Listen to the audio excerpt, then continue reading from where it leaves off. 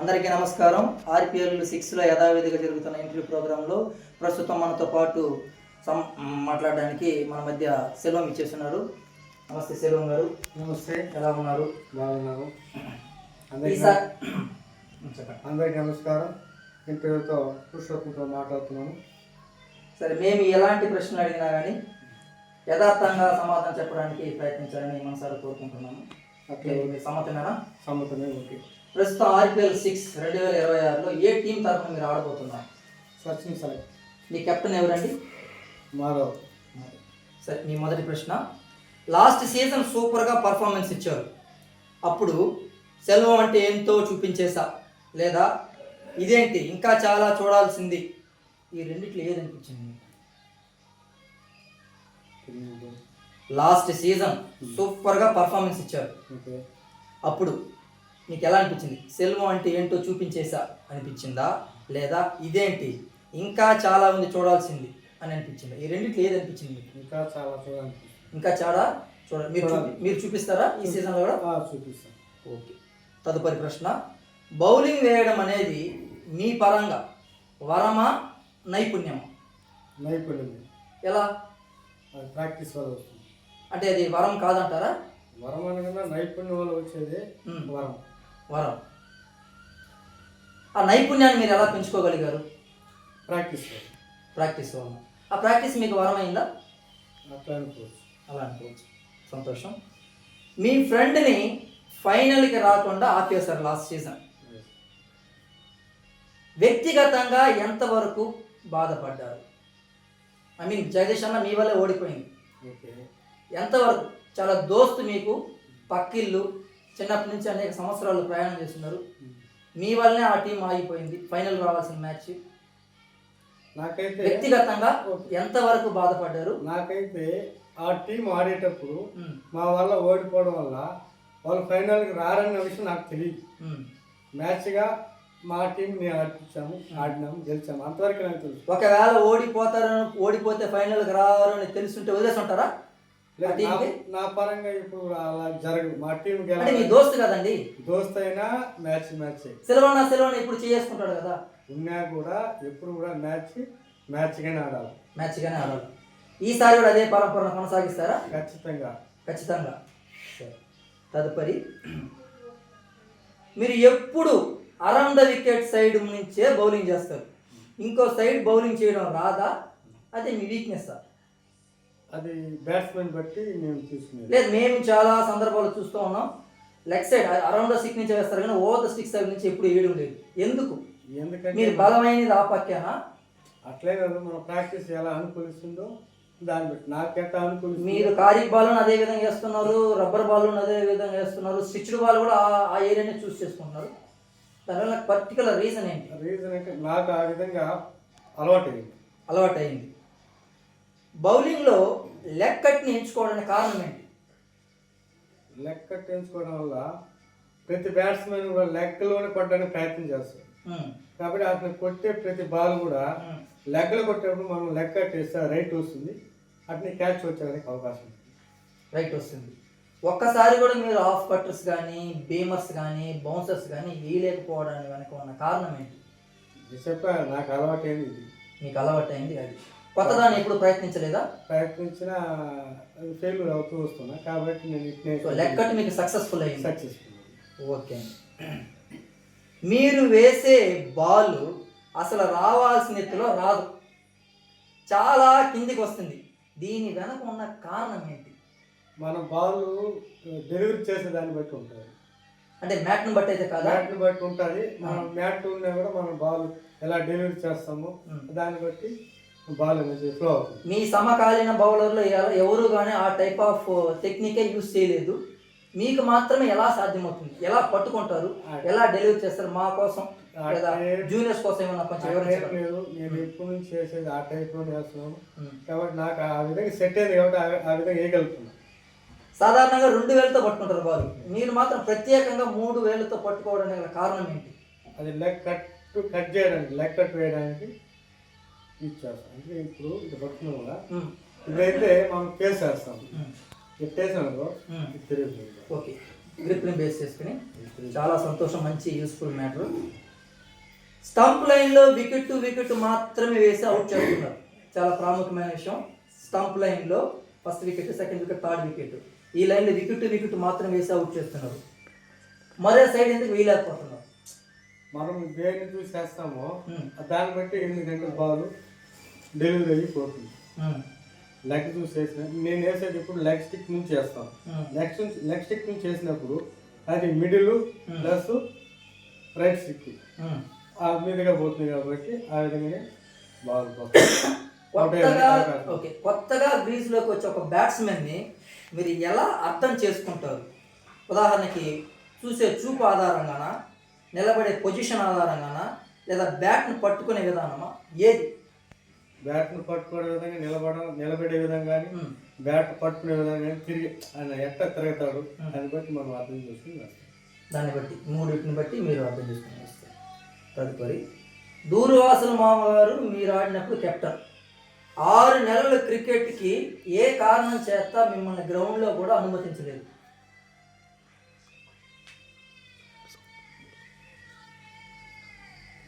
Next ఇది వినికిడి ఉందండి. మీరు ఆడేటప్పుడు మంచి యుక్త వయసులో మీ కెప్టెన్ అయిన దూర్వాసులు గారు ఒక 6 నెలలు మిమ్మల్ని బయటనే కూర్చోబెట్టేస్తారు, అనుమతించలేదు. మీరు వెళ్ళి నేను ఆడతాన్ని గొడవ వేయలేదు. అప్పుడు జరిగిన సందర్భం ఏంటి, ఎందుకు వచ్చింది? మా కోసం ఎందుకంటే మీ చరిత్ర చెప్పగలరా? నాకైతే కరెక్ట్గా సిచ్యువేషన్ అయితే అర్థం నాకు గుర్తులేదు. కానీ నేనేమంటే అన్న దగ్గర నుంచి అప్పటి నుంచి ఇప్పటి వరకు కూడా ఒక గేమ్ అంటే ఒక రెస్పెక్ట్ కాడాలి, పెద్దల్ని గౌరవించాలి ఖచ్చితంగా. చిన్నపిల్ల కానీ అందరినీ గౌరవించి ఆయన మాకు ఫస్ట్ నుంచి ఆయన దగ్గర నుంచి మేము క్రికెట్ అనేది ఆయన నుంచి స్టార్ట్ అయింది నేర్చుకున్నాం. కాబట్టి అప్పుడు నాలో మిస్టేక్ అని ఉందో నాకైతే తెలీదు, ఇది మర్చిపోయినాను. మాకు తెలిసిన మిస్టేక్ చెప్తామండి. మ్యాచ్కి టైంకి రావడం లేదు, లేజీగా ఉంటున్న కారణంతోనే మీకు డిసిప్లిన్ రావాలి, మిమ్మల్ని చూసి వేరే వాళ్ళు మారాలన్న కారణం చేత మిమ్మల్ని పక్కన పెట్టారని వినికిడి, ఒక వదంతి ఉంది. దీన్ని మీరు ఒప్పుకుంటారా? లేదా మీ లేజినెస్ వెనక ఉన్న కారణం ఏంటి? ఇది మాత్రం నేను గ్రేట్ ప్లేయర్, నేను ఎప్పుడు పోయినా ఆడిపిస్తారని ఒక ఇది చెప్పింది వాస్తవం, 100% కరెక్ట్. ఎందుకంటే నేను మ్యాచ్కి ఎప్పుడు లేట్గానే వస్తాను, అందువల్ల నన్ను పక్కన పెట్టడం జరిగింది. ఒకవేళ ఇప్పుడు కూర్చోబెడితే మీరు ఏకీభవిస్తారా? ఇప్పుడైనా ఎప్పుడైనా నేను మ్యాచ్కి టీంకి కట్టుబడే ఉంటారు. సరే, చాలా సంతోషం. మీ లేజినెస్ కారణం చెప్పలేదు. ఇంట్లో ఏదైనా గత సీజన్ లాస్ట్ జగదీష్ అన్ని ఆల్అౌట్ చేసిన సందర్భంలో మీరే లేట్కి వచ్చి ఆ అన్న మళ్ళీ పదే నాకు చెప్పినాడు, నేనే పోయి నిద్ర లేపిన మనిషిని తీసుకొచ్చి నిద్రపోతున్న సింహాన్ని లేపుకొచ్చి వేటాడించాడు అనిపించింది అన్నారు. లాస్ట్ సీజన్ మీరు అదే ఫాలో అయ్యారు. ఎట్లా మీరు లేట్గా రావడం మీకు ఏమైనా అదృష్టమా, లేదా ఏదైనా ఒక స్ట్రాటజీనా? అదృష్టం కాదు, స్ట్రాటజీ కాదు. మ్యాచ్ మాది బ్యాటింగ్ 60కి ఆల్రెడీ మోస్ట్లీ పోయింది. ఏంది వికెట్లన్నీ పడిపోయింది. అరులు వచ్చినాడు బ్యాటింగ్. అరులు వచ్చిన తర్వాత స్కోర్ 75 దాటింది. నేను ఇంట్లోనే ఉన్నా. స్కోర్ 75 దాటిన తర్వాత నాకు ఒక నమ్మకం వచ్చింది, మనం గెలవగలుగుతాము. నమ్మకం వచ్చిన వారికి ఎవరు నన్ను పిలవాల, నేనే రెడీ అయ్యి వచ్చాను. అదే కారణం. ఓకే, సరే. తదుపరిగా మీ ప్రశ్న, మీ సుదీర్ఘ క్రికెట్ ప్రయాణంలో మీరు ఎదుర్కొన్న ఇబ్బందులు, అదే స్ట్రగుల్స్ ఏంటి? నేను ఇప్పటి వరకు ఎలాంటి స్ట్రగుల్స్ కానీ ఇబ్బందులు కానీ ఎదుర్కోలేదు. ఎందుకంటే వచ్చినామా ఆడినామా పోతాము, ఇది నా అభిప్రాయం. క్రికెట్ పరంగా బ్యాటింగ్ విషయంలో, బౌలింగ్ విషయంలో, ఫీల్డింగ్ విషయంలో నాకంటే చిన్నపిల్లలు తిట్టేసాడు, పెద్ద నన్నే తిడుతున్నారు.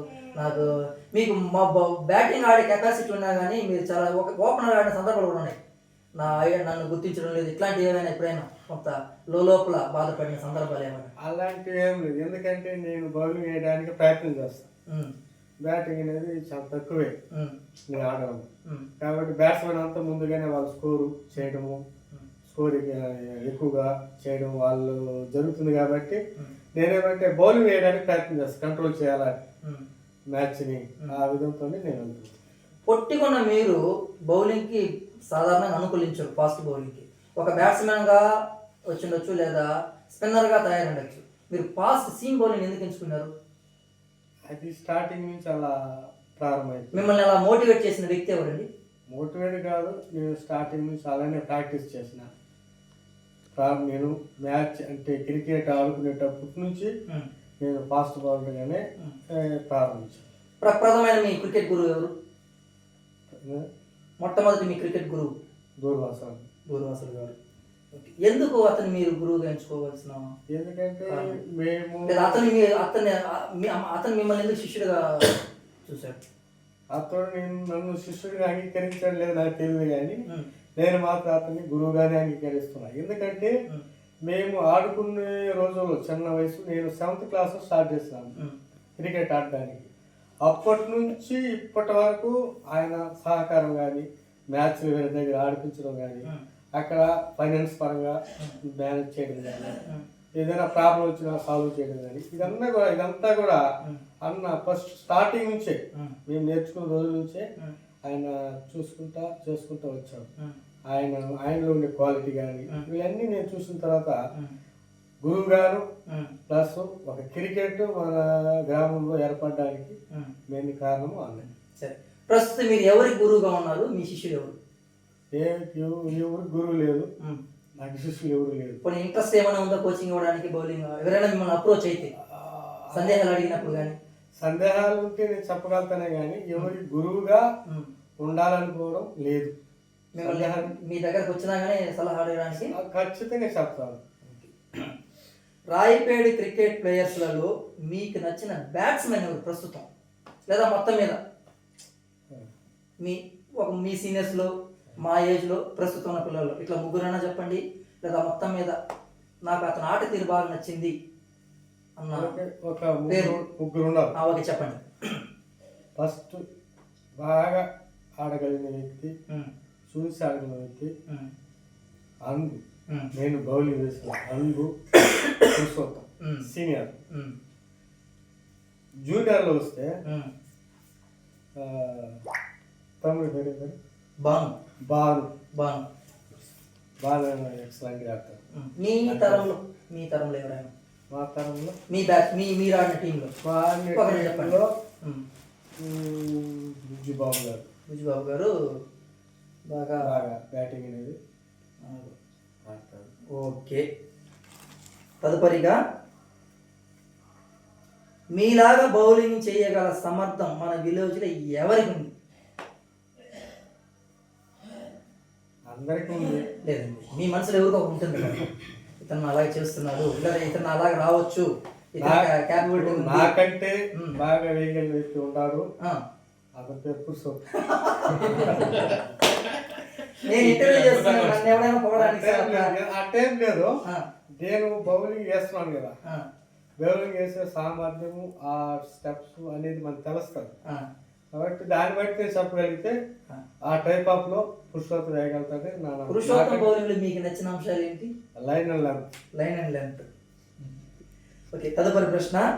వేసే ప్రతి ఓవర్లోనూ ఒకే ఏరియాలో పదే బాల్ వేస్తుంటారు, అలా ఎలా మీకు మాత్రమే సాధ్యం? అఫ్కోర్స్ మీ శిష్యుడు కూడా సాధ్యం కాదు, మార్చి వేస్తారు. 6 బాల్ ఒకే విధంగా వేస్తారు, మీరు కొట్టినా వేస్తారు, కొట్టకపోయినా వేస్తారు, మీకు మాత్రం ఎలా సాధ్యం? చెప్పిన మారిగా ప్రాక్టీస్ అయిపోయింది, చేస్తాం. మీ గురువు గారు నేర్పించారా? మా గురువు గారు నేర్పిరా, బుజ్జిబాబు గారు ఏమన్నా నేర్పించారా? నేర్పించింది కాదు, ఆ విధంగా ప్రాక్టీస్ అయింది కాబట్టి వేయగలుగుతున్నాం. ఒకవేళ కొడితే మార్చేయడానికి ప్రయత్నం చేస్తాం. ఎందుకంటే ఒకసారి మార్చేసిన తర్వాత కొట్టిన తర్వాత మళ్ళీ అదే విధంగా ప్రయత్నం చేస్తాం. మీరు కొంచెం నొచ్చుకునే ప్రశ్న.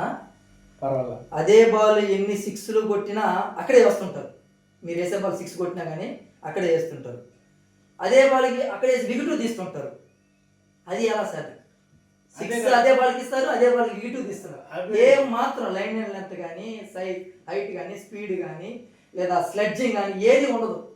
అదే నేను చెప్పాను, ఎందుకంటే నేను వేసే బాల్ ఫీల్డ్ సెట్టింగ్ కూడా మార్చరు మీరు, మీ ప్రత్యేకత. నేను స్టార్టింగ్ లో పెట్టుకుంటా, ఎక్కడ వస్తుంది ఆ బాల్ నాకు తెలుస్తుంది. అదే బాల్ వేయడానికి కారణం ఏంటంటే నాకు తెలుసు, ఒక బాల్ వేసినప్పుడు అతను కొట్టగలిగితే 6 కొట్టగలుగుతాడేమో కానీ 6 బాల్ 6 కొట్టలేడు. 6 బాల్ కనీసం 3 బాల్ 6 కొట్టినా 4వ బాల్ అయినా అవుట్ అవ్వడానికి నేను ప్రయత్నం చేస్తాను, ఆయన కొట్టడానికి ప్రయత్నం చేస్తాను. అది నేను చెప్పాను లెగ్ కట్ కదా ముందు, ఉమ్. అతను కొట్టడానికి ప్రయత్నం చేస్తాడు. కాబట్టి హై స్కూల్ కొట్టేటప్పుడు ఖచ్చితంగా ఆయన 6 కొట్టడానికి ప్రయత్నం చేస్తాడు. క్యాచ్ వచ్చే అవకాశం ఉంది కాబట్టి నేను ఆ విధంగానే ఓకే, మంచి ప్రశ్న. అసలు అటాకింగ్ బౌలింగ్ అంటే ఏంటండి? అటాకింగ్ అంటే మీ తరంలోనే ఆ పదాన్ని నేర్చుకున్నాను. మీరు నాకు చాలా దగ్గర నుండి నేర్పించిన సందర్భం నాకు కానీ, మోహన్ బాబు కానీ, విజయ్ కానీ నాకైతే గుర్తులేదు. అటాకింగ్ బౌలింగ్ గురించి. సరే, ఒక బ్యాట్స్మెన్ ఏ విధంగా టెంప్ట్ చేసి అవుట్ చేస్తారు మీరు? ఒక బ్యాట్స్మెన్ ఇప్పటివరకు నేను టెంప్ట్ చేయాలి. బ్యాట్స్మెన్ టెంప్ట్ చేస్తే దాని ప్రకారం నేను బౌలింగ్ చేస్తాను. ఓ సూపర్, ఎవరు చెప్పలేదు ఇంత పేరు. తదుపరి లాస్ట్ ప్రశ్న, మీరు హై స్కూల్లో చదివేటప్పుడు ఒక టీచర్ మిమ్మల్ని పదే బౌలింగ్ వేసి బ్యాటింగ్ చేయడానికి ఇష్టపడేవారంట. ఆ టీచర్ ఎవరు, ఎందుకు అలా జరిగింది? హై స్కూల్లో చదివేటప్పుడు చిన్నదానికి ఒకసారి గుర్తు చేసుకోండి. అంతే మర్చిపోయినాను, పేరు కూడా గుర్తులేదు.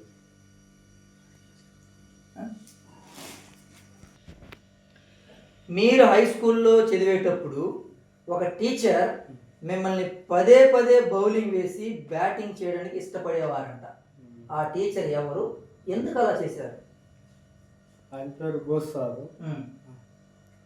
నేను అన్న దూరాజ్ కన్నా ధనరాజ్ మనోడు మేము అక్కడే అన్న ఇద్దరు ఆడే ఉంటారు హై స్కూల్లోనే. సరే సార్ పిలిపించాను, వెళ్తూ కూడా వెళ్ళి ప్రాక్టీస్ చేస్తూ ఉంటాను సార్తో. అప్పుడు కాని చెట్టు ఉంది, అప్పుడు స్టెమ్స్ పెద్దగా ఏం లేదు కదా. కాని చెట్టుకి ఒక గీత కరెక్ట్గా స్టిక్ లెవెల్లో ఒక గీత తీసుకొని ప్రాక్టీస్ చేసేవాళ్ళం సార్. కాని చెట్టు అంటే స్టంపులు లేవు అప్పుడు స్టెంపులు ఉన్నాయి కానీ అలాంటి ఆ విధంగా స్టాండర్డ్గా దగ్గర చెట్టు ఉంది. ఆ చెట్టుకి కరెక్ట్గా స్టెంపులు లెవెల్లో గీసి ప్రాక్టీస్ చేసేవాళ్ళం. సరే, మీ మాటల్లో ఒక వ్యక్తిని గుర్తు చేశారు, మీ టీమ్మేటు, మంచి ఆప్తుడు మీకు. అతని పేరు మీద డ్రెస్ కూడా వేశారు ఒక సీజన్లో. ధనరాజు గారిని మీరు ఎంతవరకు మిస్ అవుతున్నారు? మీ టీం మెంబర్ అతను. మా టీం మెంబరే, చాలా ఇష్టం. ఆత్మీయంగా కానీ శారీరకంగా కానీ చాలా మంచి వ్యక్తి, గొప్ప వ్యక్తి. 10 మందికి హెల్ప్ చేయాలని ఒక ఆలోచన కలిగిన వ్యక్తి. ఆయన ఎదురుగా ఏదైనా చిన్న పొరపాటు జరిగినా ఒప్పుకోడు. క్రికెట్లో అతని లేని లోటు మీకు ఎలా అనిపిస్తుంది? అన్నగారు లేని లోటు బాగానే తెలుస్తుంది. కాకపోతే అన్న లేదని ఒక బాధే కానీ మీరు ఎప్పుడు గ్రౌండ్లో ఉన్నా అతను మీతో ఉన్నట్టు ఒక ఫీలింగ్ అంతే. ఓకే, చాలా సంతోషం అండి. ఇప్పటివరకు మీరు మాతో పాల్గొని మీ విలువైన సంబంధించి యథార్థంగా మీ ఇచ్చిన సమాధానం బట్టి మీకు థ్యాంక్స్ చెప్తుంటాం. మీరు బాగా ఆడాలని, మీ టీం బాగా ఈసారి కూడా 5 వికెట్లు అంటే 10 వికెట్లు తీయాలని మా ఇంటర్వ్యూ ప్యానల్ తరఫున కోరుకుంటాం. Okay, thank you.